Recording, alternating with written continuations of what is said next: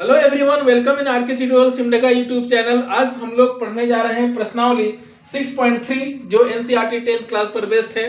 पिछला क्लास में मैं आप लोग को प्रश्न संख्या 5 तक पढ़ा चुका हूं। तो चलिए शुरू करते हैं। क्वेश्चन नंबर 6 क्या बोलता है? आकृति 6.37 में यदि त्रिभुज एबीई सर्वांगसम त्रिभुज एसीडी है तो दर्शाइए कि त्रिभुज एडीई समरूप त्रिभुज एबीसी है। सर्वांगसम और समरूप आप जान चुके हैं, इसलिए क्या क्या दिया हुआ है उसको ध्यान रखिए।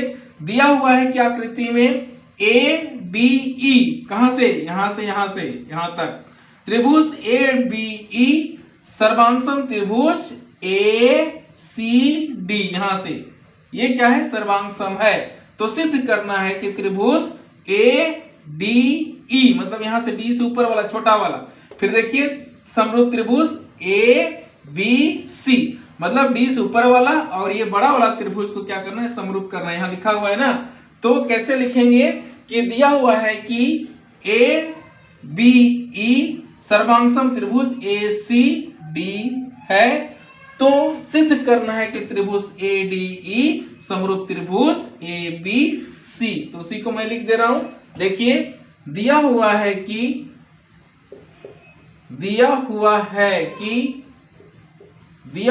कि आकृति में क्या लिखेंगे? आकृति में, क्योंकि आकृति पहले से दिया हुआ है। दिया हुआ है कि आकृति में त्रिभुज ये वाला ए बी ई सर्वांगसम त्रिभुज क्या है जी? ए सी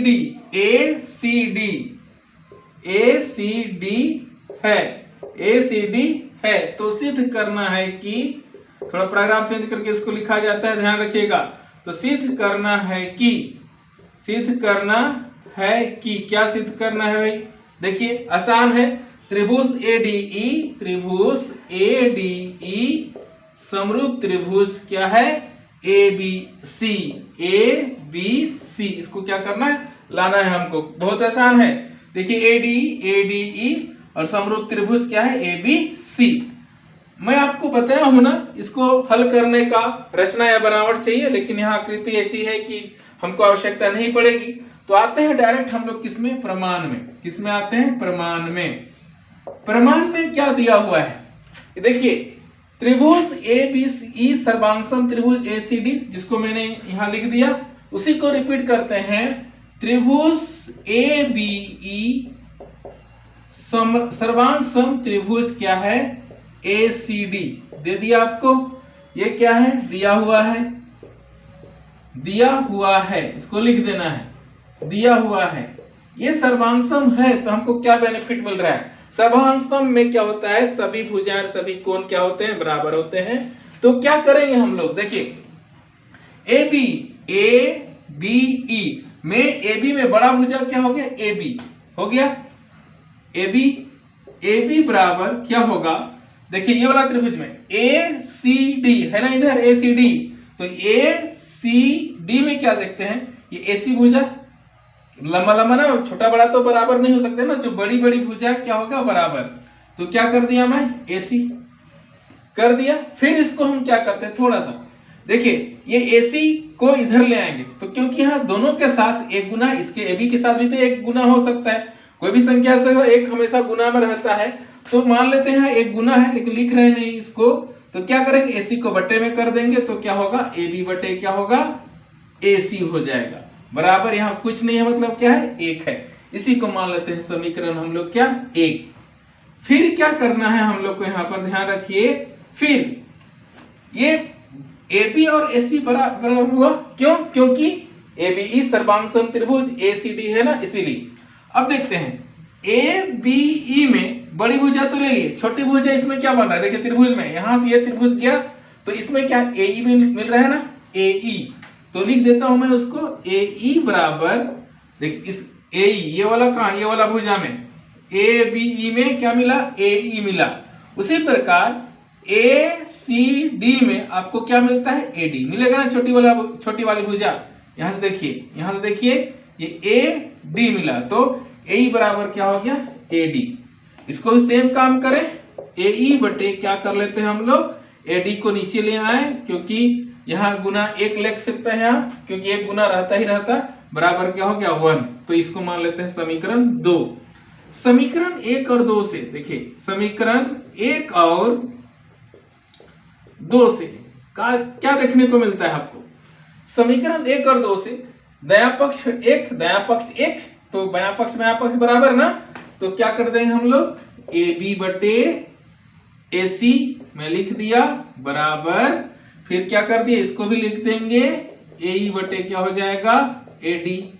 अब इसका चक्रीय गुणन कर देते हैं, चक्रीय गुणन गुना AB गुना क्या हो जाएगा AD, मैं कर दिया क्या AB गुना क्या यहां से यहां ना AD, फिर बराबर ये AC ऊपर नीचे, यहां नीचे से ऊपर गुना कर रहा हूं, AC गुना क्या हो गया AE हो गया। आपकी मर्जी, यदि ये स्टेप को आप जानते हैं तो इसके यहाँ पर सीधे इसको उड़ा दीजिएगा, कोई फर्क नहीं पड़ता है।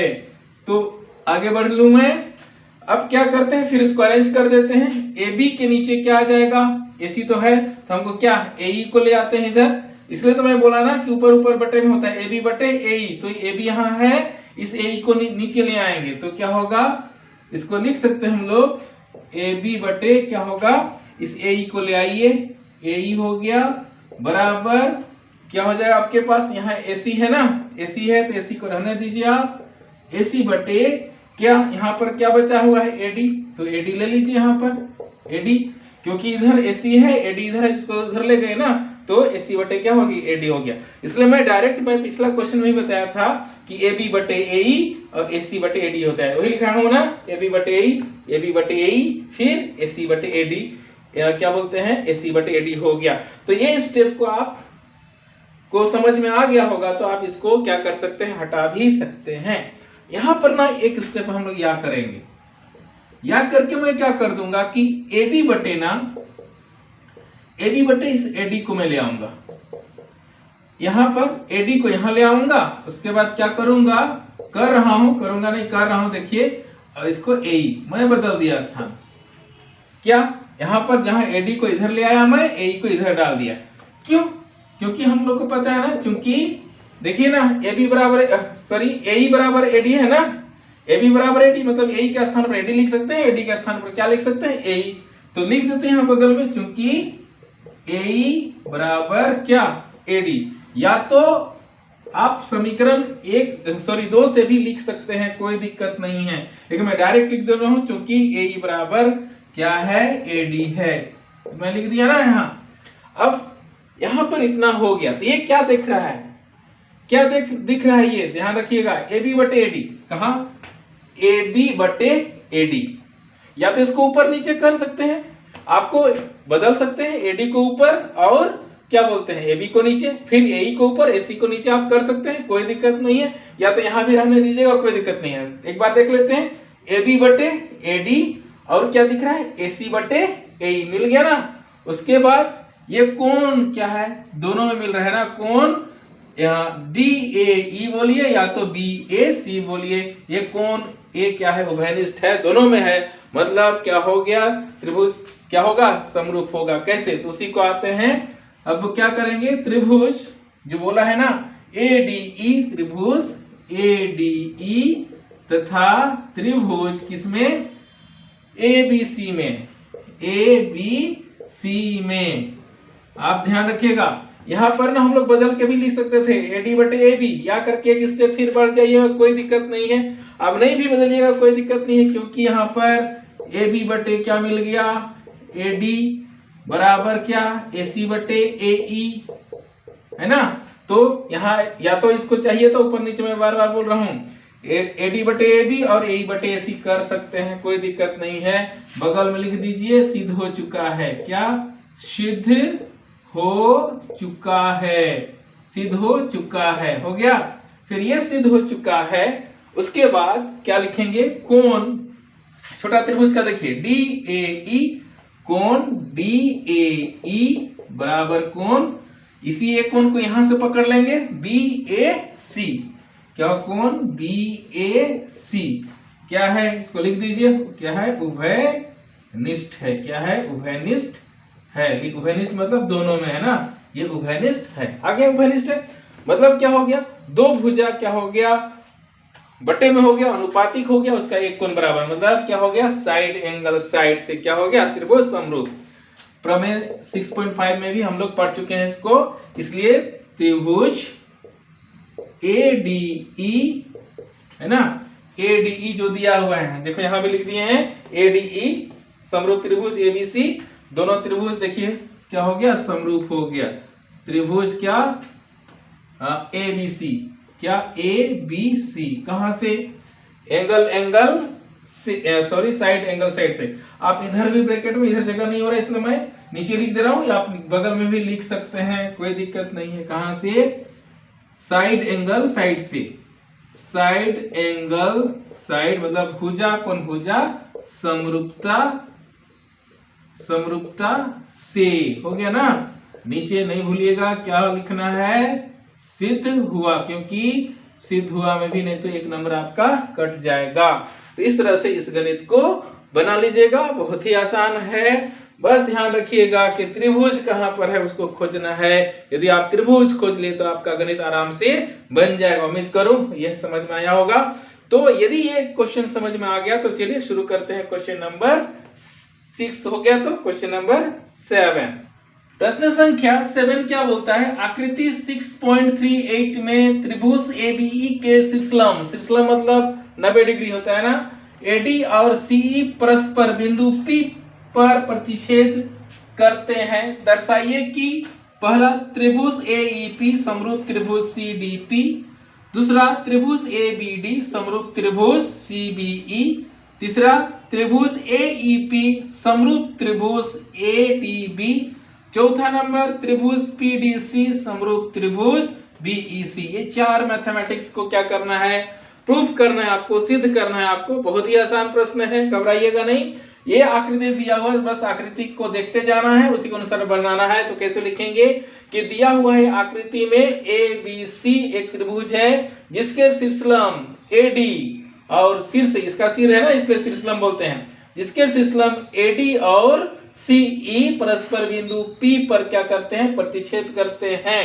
तो सिद्ध करना है कि 1 2 3 4। कैसे, देख लीजिए यहाँ से शुरू करेंगे। तो चित्र दिया हुआ ना ऑलरेडी, तो क्या लिखेंगे, दिया हुआ है कि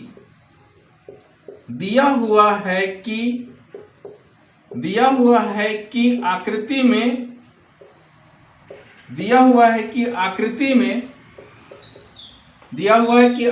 में त्रिभुज कौन सा, ABC, त्रिभुज ABC के शीर्षलंब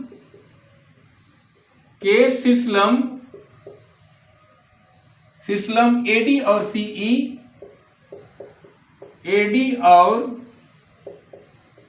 CE, इसी ने CE लिखा है तो CE लिखेंगे, CE परस्पर मतलब एक दूसरे को, परस्पर P बिंदु P, या तो P बिंदु पर या तो बिंदु P, जैसा लिखा हुआ है लाइन में वैसे लिख देते हैं। बिंदु P देख रहे हैं ना, यहाँ पर लिखा हुआ है ना, परस्पर बिंदु P पर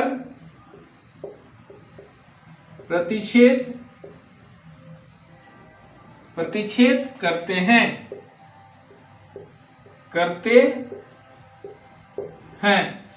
तो सिद्ध करना है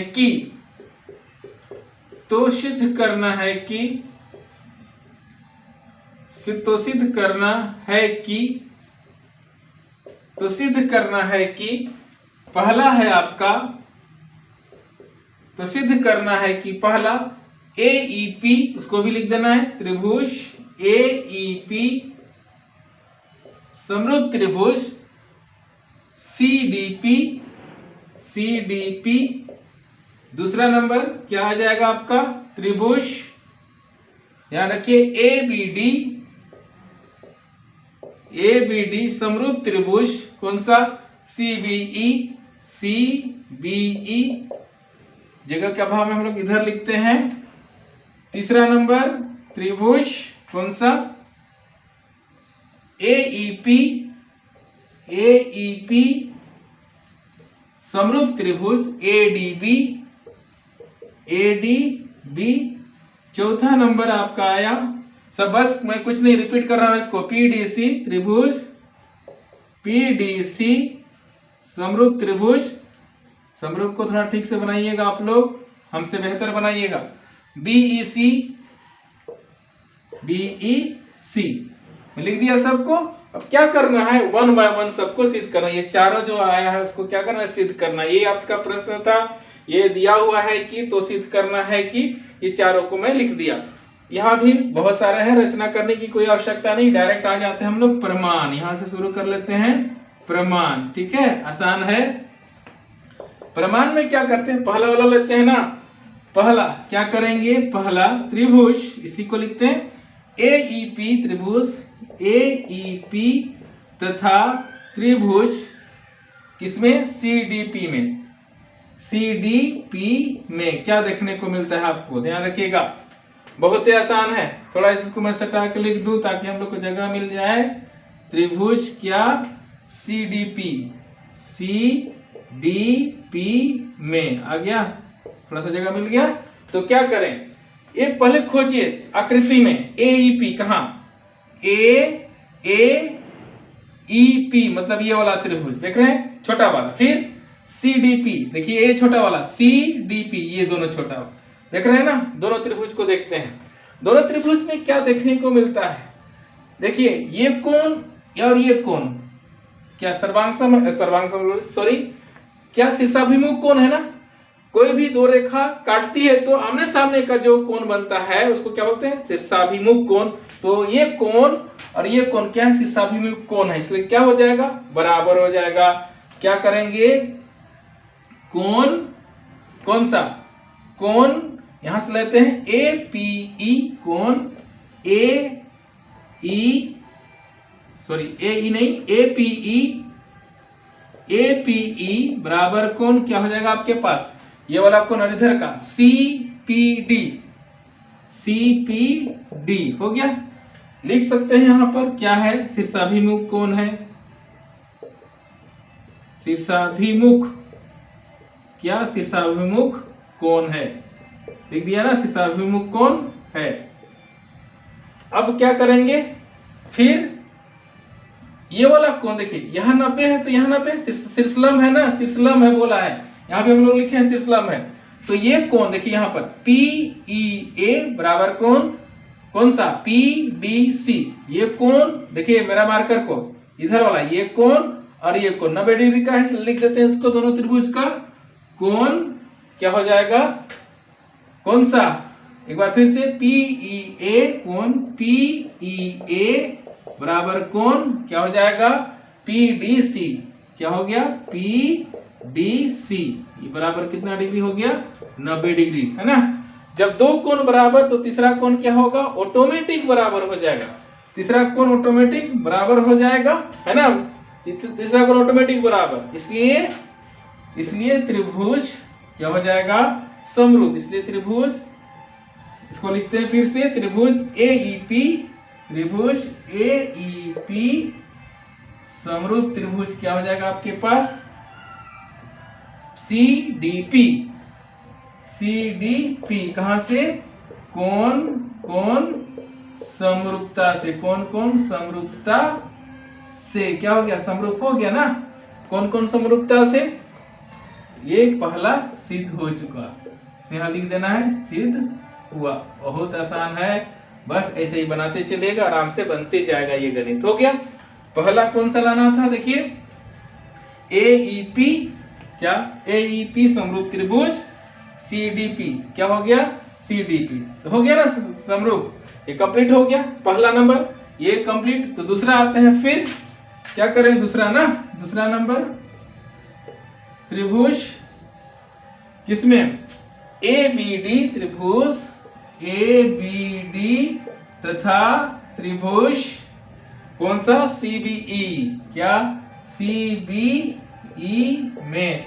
बहुत ही आसान है, ध्यान रखिएगा, बस त्रिभुज को पकड़िए, खोजिए कहां पर, एबीडी, देखिए एबीडी, यहां से देखिए मेरा मार्कर, देखिए यहां से लेकर एबीडी, यहां ये वाला त्रिभुज की बात कर रहे हैं। फिर सीबीई कहां है, सी बी, यहां से, यहां सी बी ई, दोनों त्रिभुज को ले लेते हैं। ले लिया हूं मैं, यहाँ पर देख रहे हैं ना। तो इसमें क्या देखने को मिल रहा है कि ABD में ये वाला कोण 90 हो गया।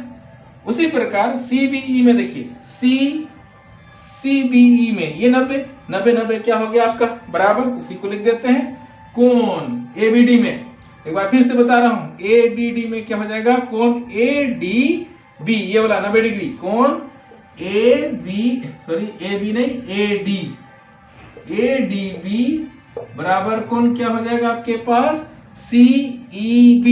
बोला है ना किसमें, CBE में, तो CEB यहां भी 90, CE क्या हो जाएगा B बराबर कितना डिग्री हो गया, 90 डिग्री।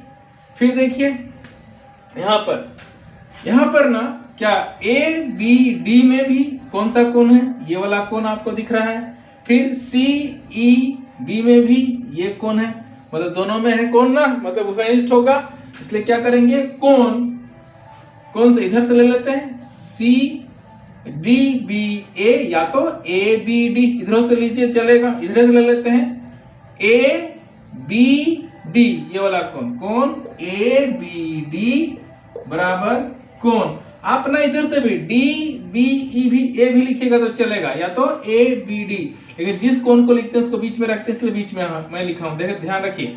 अब CEB में भी एक कोण मिलेगा तो इसको लिख देते हैं कोण CBE, कोण CBE।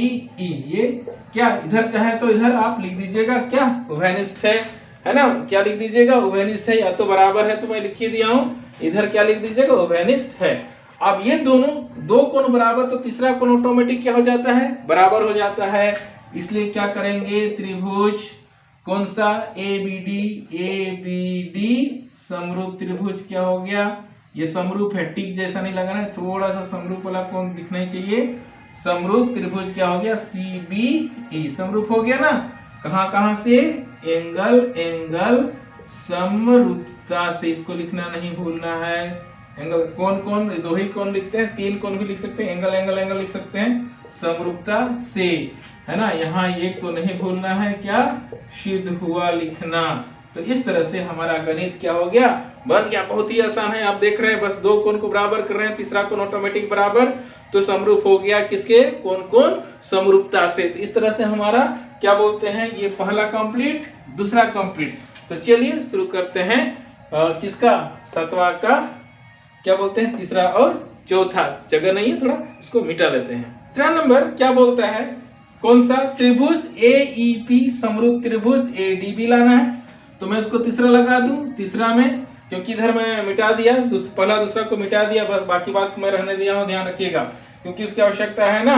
तो फिर क्या करें, तीसरा नंबर में लिखते हैं त्रिभुज AEP तथा त्रिभुज किसमें, ADB